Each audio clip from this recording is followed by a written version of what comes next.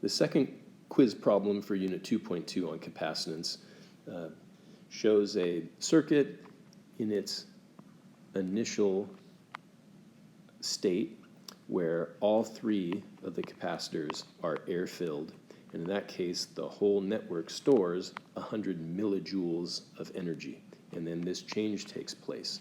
And the change is that the capacitor labeled as B is filled entirely with a dielectric with a value of 9. You say 9 what? What are the units? No, dielectric constant doesn't have units. Capacitor C is half filled. So if we want, we can think of this as two capacitors in parallel with one another. Now, if all of these capacitors just have some value I call C naught, the problem tells us that A, B, and C are all equivalent or identical capacitors as one another, then this half, which is still filled with air, would just be a value of C naught over 2. And then this half would be 9 times C naught over 2, because that's what the dielectric constant does. It just multiplies the value of the air-filled capacitor by this constant. In other words, we know this one would have 9 C naught, and then this one is still C naught. It's just still totally filled with air. So let's see, what's the equivalent capacitance for this whole circuit in the initial case? Well, two equivalent capacitors connected together in series have a value of 1/2 C naught.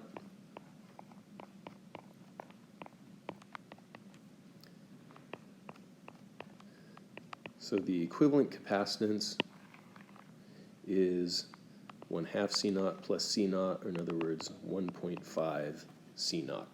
If C naught represents the capacitance of a single capacitor, then the equivalent capacitance for this whole circuit is 1.5 C naught.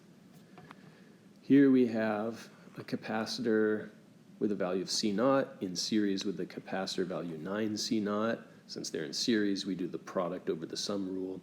So 1 C naught times 9 C naught divided by 1 plus 9 C naught gives us 9 over 10. Oh, 0.9. Yeah, well, this numerator is really C naught squared, isn't it? And this denominator is C naught. Okay, yeah, so we get 0.9 C naught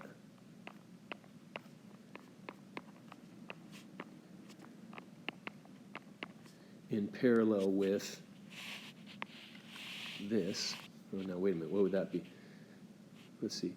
C naught over 2 is in parallel with 9 C naught over 2, so I can just add those together, call it 10 C naught over 2, or in other words, 5 C naught. Okay, so the equivalent capacitance here is 5 plus 0.9, 5.9 C naught. So when we compare before and after, the potential difference across the whole circuit hasn't changed. The only thing that's changed is the equivalent capacitance. It's gone from 1.5 C naught to 5.9 C naught. Let's think about equations we know for energy. The total energy is equal to 1/2 times the total charge stored in this whole network of capacitors multiplied by the total potential difference. It's also 1/2 the total equivalent capacitance times the potential difference squared, and it's also the total charge squared divided by 2 times the equivalent capacitance. I like this version of the equation because I don't have to figure out how much charge is stored. I know that the total potential difference for the whole circuit never changed, so we can think of the V in this equation as a constant. So in other words, as goes the capacitance, so goes the energy. If the capacitance goes up, then the potential energy goes up by that same factor, right? This C isn't squared. It's not the square root. No. It's just C to the first power. So whatever the percentage change in the equivalent capacitance, that's the percentage change in the potential energy. So what is the percentage change? Well, the capacitance went up from 1.5 C naught up to 5.9 C naught. So the energy went up from 100 millijoules to the value we're trying to solve for.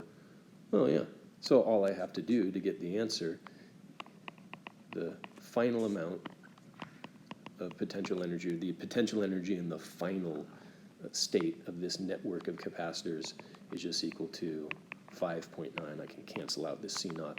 5.9 over 1.5 times 100, and this gives us 393 millijoules.